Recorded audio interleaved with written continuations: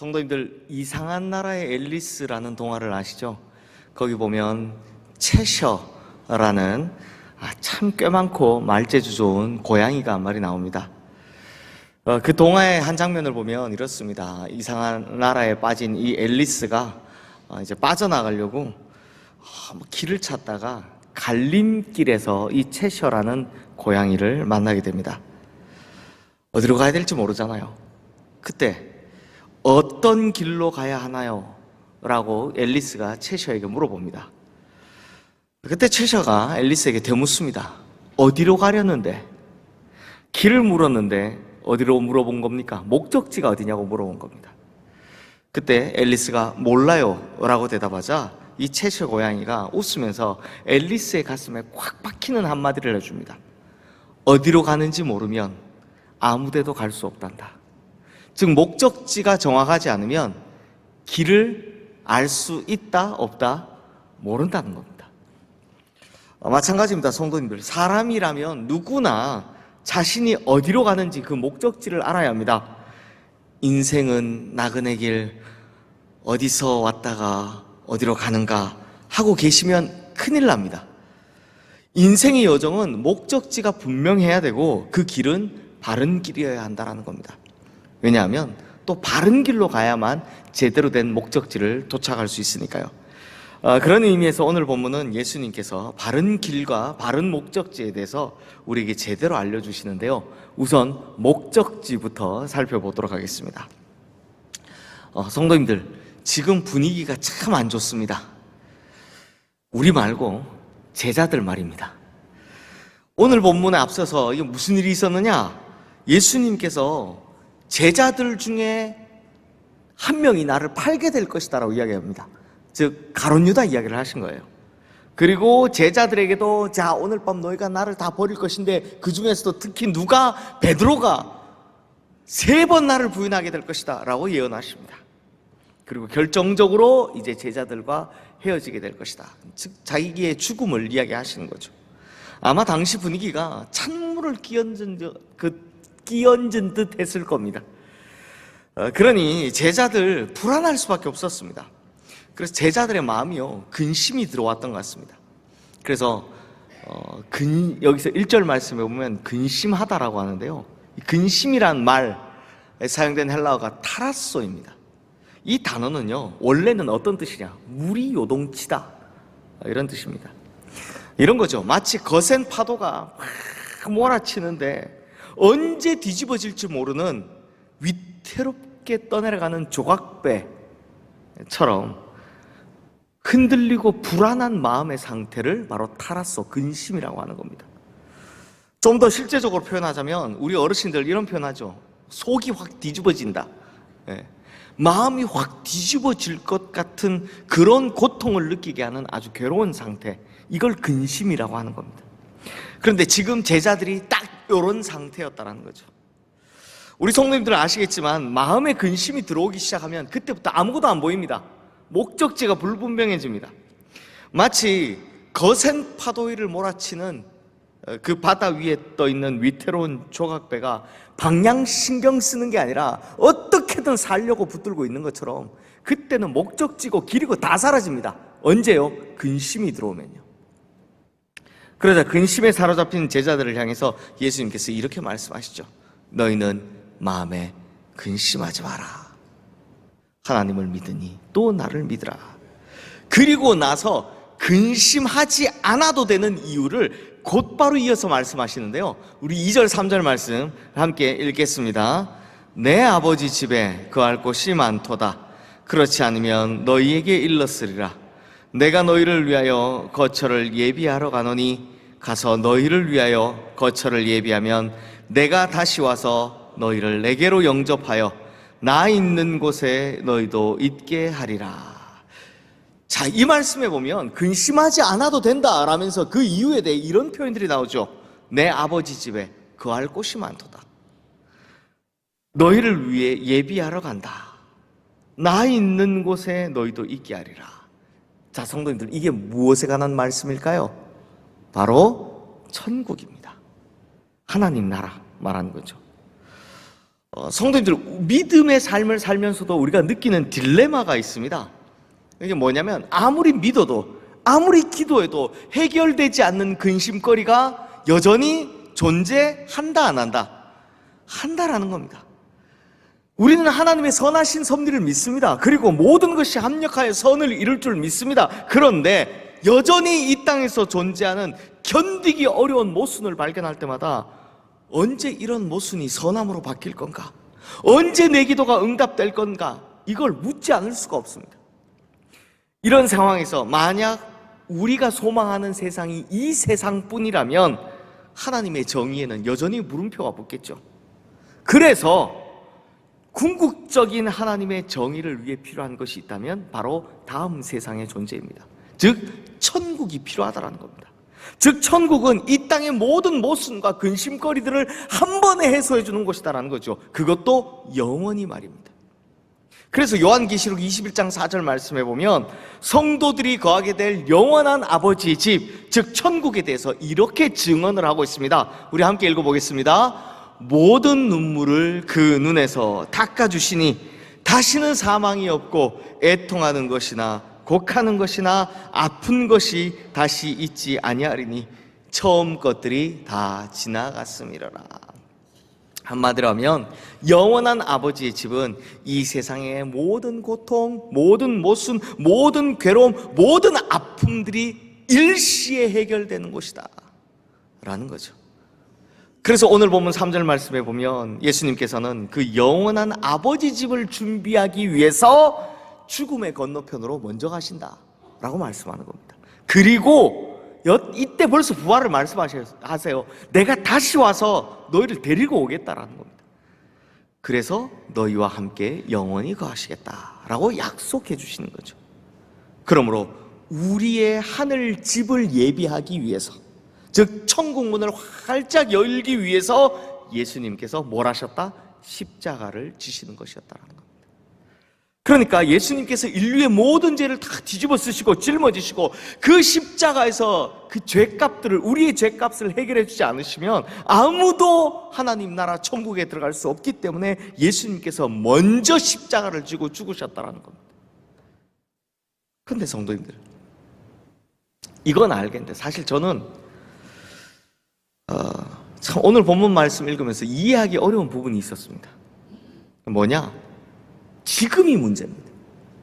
지금 눈앞이 캄캄해질 정도로 답답한 일을 만나서 깊은 한숨밖에 나오지 않는 상황에 처해 있는데, 그 근심에 빠져 있는데 그때 저 하늘나라 이야기가 도대체 무슨 의미가 있겠느냐 하는 생각입니다. 한번 생각해 보십시오.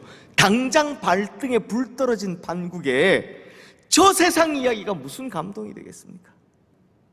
당장 길바닥에 나 앉아야 되는 판에 저 하늘에 있다는 집 이야기가 무슨 해결책이 있겠습니까? 심지어 제가 청년 사역을 하면서 이런 이야기를 들은 적이 있습니다. 너무나 집안 형편부터 모든 상황이 안 풀리는 청년이 있었습니다. 그래서 그 청년이 예수를 버리며 막 하는데 어느 분이 가셔서 이 청년에게 야, 너 교회 안 나오면 지옥 간다 이렇게 이야기한 겁니다. 그랬더니 그 청년이 뭐라고 대답한지 아세요? 지옥이요? 지금이 더 지옥입니다. 이 젊은 사람들에겐 이런 게 전혀 저 세상 이야기가 와닿지 않는 겁니다. 그러니 이런 이야기를 듣고 근심이 사라진다는 게 도대체 가능하겠느냐라는 겁니다.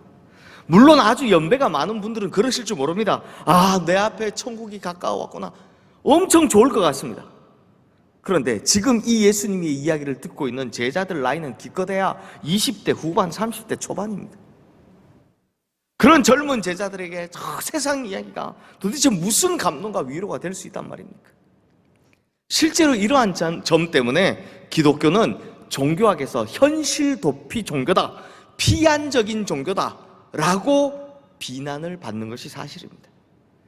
하지만 성도님들, 공산주의자들이 주장하는 것처럼 진짜 기독교는 현실의 고통을 잊게 하기 위해서 천국이라는 아편을 주사하는, 환각제 주사하는 그런 도피주의적 종교가 절대 아닙니다. 왜냐하면 천국이 우리에게 중요한 이유는 딱 하나, 거기 예수님이 계시기 때문입니다. 천국이 우리에게 왜 중요합니까? 거기 예수님이 계시기 때문입니다. 성도님들 천국에 대해서 설명할 때 흔히 듣는 내용들이 있죠. 제가 이거 얼마 전에 수요예배 때도 이야기를 했는데, 이런 교회 학교에서 이런 찬양 부르신 기억납니까? 파란 하늘 무지개 고운 다리 건너서 주님 계신 하늘나라. 그 다음 가사가 뭡니까? 황금길을 걷게 되지요인가요? 네. 이 교회 학교를 열심히 안 다니셨나 봅니다. 죄 많은 이 세상은 내 집안이네. 그러니까 저 천국에는 나 어떻게 사나. 저 천국 문을 열고 나를 부르네. 나는 이제 견딜 수 없도다. 이런 거. 이 우리 천국에 대해서 이야기를 들으면 대부분 듣는 내용이 뭐냐? 황금길, 12진주문. 물론 맞습니다. 그거 다 성경에 써 있는 거니까. 보석 박힌 성문들. 이런 것들입니다. 물론 맞습니다. 우리 천국 가면 볼 수 있습니다. 그런데요, 사실 이게 진짜 우리의 천국의 목적이 됩니까? 천국에 가는 기쁨이 됩니까? 아니, 저는 이거 하나도 쓸데없다고 생각됩니다. 왜요? 생각해 보십시오. 천국에선 돈 쓸 일이 없는데 황금이 무슨 소용이 있습니까? 그렇지 않습니까? 천국에서 내가 돈 쓸 일이 없는데 보석이 무슨 소용이 있습니까? 이런 것들을 강조하는 건 지극히 이 세상의 유물론적 관점에서 천국을 설명한 겁니다. 너무나도 잘못된 겁니다. 그러므로 천국이 우리에게 진짜 천국이어야 할 이유는 딱 하나, 그곳에 예수님이 계시기 때문입니다. 그래서 우리 찬송가 중에 이런 찬송가 있잖아요. 높은 산이 거친들이 초막이나 궁궐이나 내 주 예수 계신 곳이 그 어디나 하늘나라. 예수님이 계셔서 거기가 천국인 겁니다. 즉 천국은 이 세상같이 물질적인 것으로 기쁨을 주는 것이 아니라 예수님 한 분 때문에 만족할 수 있는 것입니다. 그래서 이렇게 예수님을 사모하고 예수님과 함께하고 싶어하고, 그래서 예수님만 바라보는 것, 이걸 소망이라고 하는 겁니다. 그래서 성경이 천국에 대해 이야기할 때 도피라고 하지 않고 소망이라고 이야기하는 겁니다. 그리고 이 소망에 대해 로마서 8장 18절 말씀은 이렇게 말씀하죠. 생각하건대 현재의 고난은 장차 우리에게 나타날 영광과 비교할 수 없도다. 이 말씀에서 현재의 고난은 우리가 지금 안고 씨름하며 살아가는 근심들을 말합니다. 실직이나 배고픔이나 육신의 아픔이나 실패, 쓰라림이나 이별의 슬픔 등등 우리가 이 세상에서 겪게 되는 수도 없이 많은 고통들을 말합니다. 그런데요, 참 안타깝지만 이 악하고 험한 세상에서 이와 같은 현재의 고난을 완전히 피할 수 있는 사람은 세상에 단 한 명도 없습니다. 우리가 이 세상 사는 동안 누구라도 이 역경과 고난을 당할 수밖에 없다는 겁니다. 하지만 우리가 그 모든 역경과 고난을, 또 근심과 걱정을 이겨낼 수 있는 이유는 바로 소망 때문인 겁니다. 성도님들, 이스라엘 백성들이요, 자기 나라가 멸망한 후에 70년이 지나고 나서 이 바벨론 포로에서 70년을 산 겁니다. 그리고 이제 마침내 70년이 지나 자기 고향으로 돌아오게 됐습니다. 본향으로 돌아가도 좋다. 이 이야기를 들었을 때 어떤 감정이었을까요? 해방을 맞았던 날, 우리처럼 막 좋았을까요? 근데 성도님들, 다시 이스라엘로 돌아가는 길이 결코 쉬운 길이 아니었습니다. 길도 먼 데다 중간중간에 이스라엘 백성들이 70년 자기 생계를 다 정리해서 돌아오니까 얼마나 많은 돈을 가지고 들어옵니까? 중간중간마다 도둑대가 도사리고 있다는 소식이 들립니다. 그리고 이스라엘이 부활한다고 절대 안 돼 라고 방해하는 세력들이 예루살렘에 기다리고 있다는 이야기도 듣고 있습니다. 그러니 대부분의 사람이 안 갑니다. 안 갔습니다.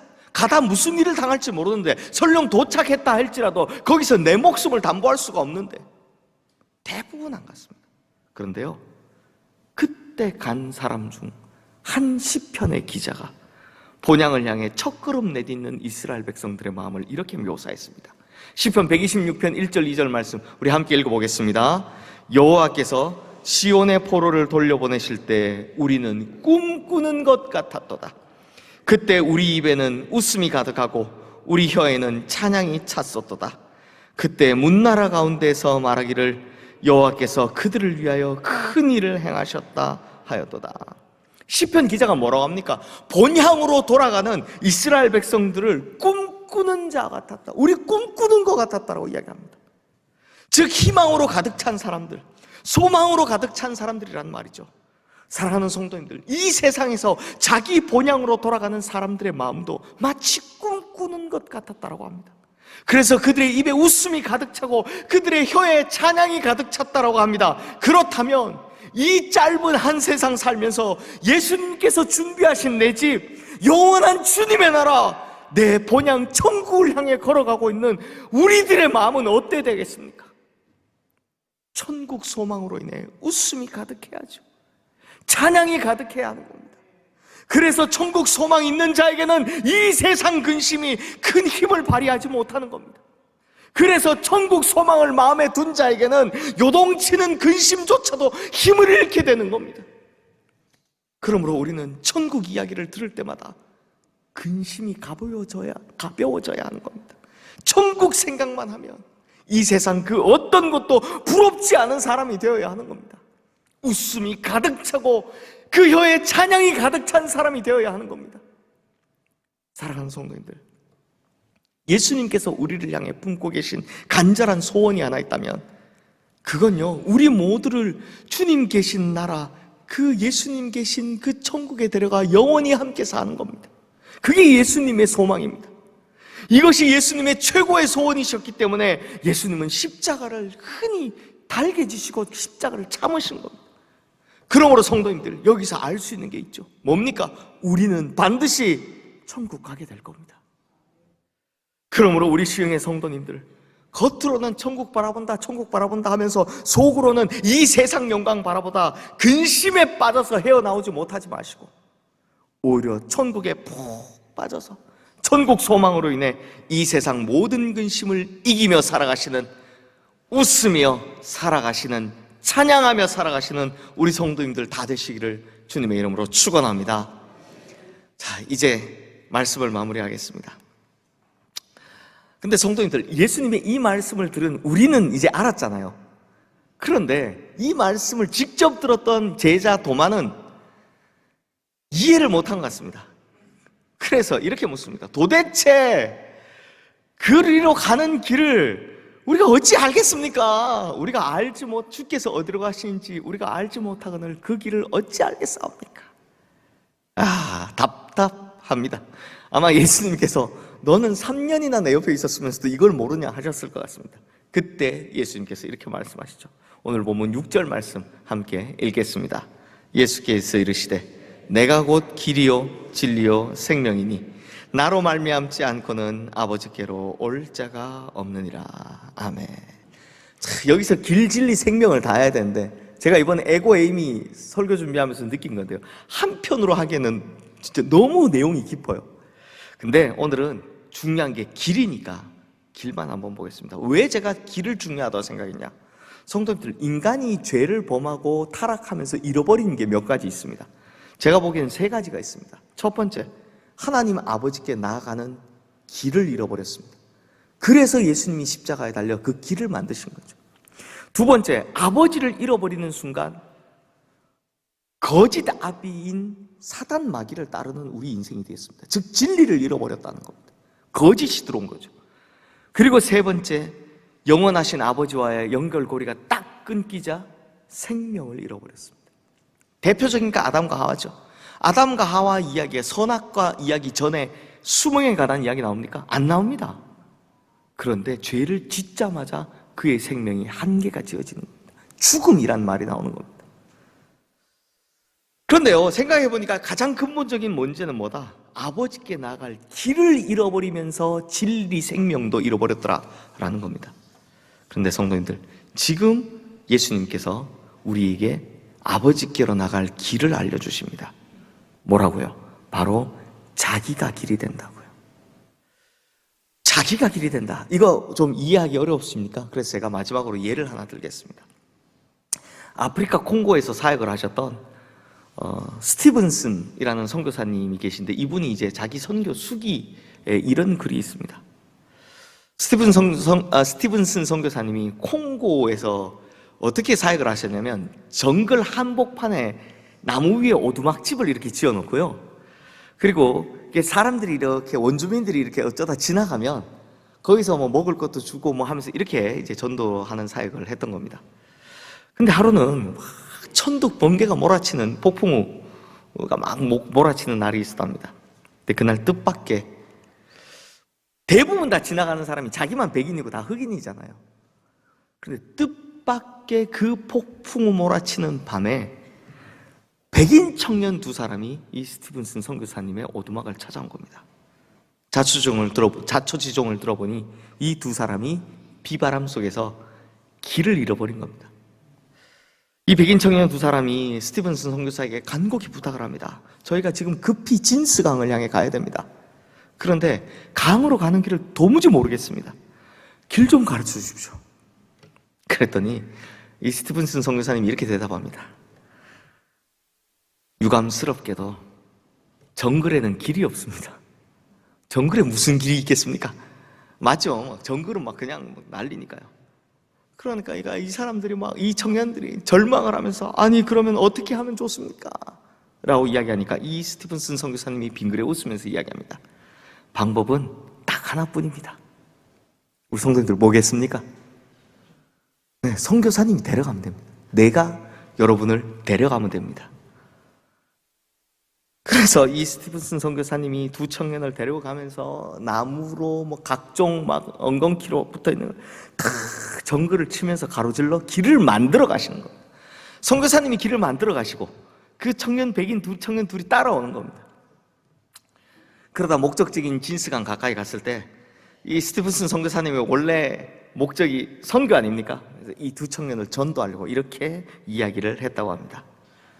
때때로 우리는 인생이란 정글에서 길을 잃어버리죠. 갈 길을 알지 못할 때가 있습니다. 그때는 근심이나 불안이 우리 마음을 지배합니다. 하지만 어떻게 갈까를 고민하지 마십시오. 지금 저처럼 길을 아는 분이 내 곁에 계시다면, 그래서 그분이 친히 인도해 주신다면 우리는 걱정할 필요가 없습니다. 그랬더니 청년들이 물어보는 겁니다. 그분이 누굽니까? 뭐라고 대답했을까요? 예수님이십니다. 성도님들, 인생의 숱한 걱정과 근심, 불안 속에서 이제 우리는 염려할 필요 없습니다. 방황할 필요 없습니다. 걱정할 필요 없습니다. 왜냐하면 예수님께서 길을 만들고 우리 손을 붙들고 친히 그 바른 길로, 바른 목적지로 인도해 주실 것이기 때문입니다. 예수님께서 친히 예비하고 계신 그 주님의 나라에 이르기까지 우리 손 붙들고 함께 가 주실 것이기 때문입니다. 그러므로 우리 성도님들, 천국 소망 가지시고 예수님 손잡고 예수님 잘 따라가 이 세상 모든 근심 걱정 다 이기며 나가는 성도님들 되시기를 주님의 이름으로 축원합니다.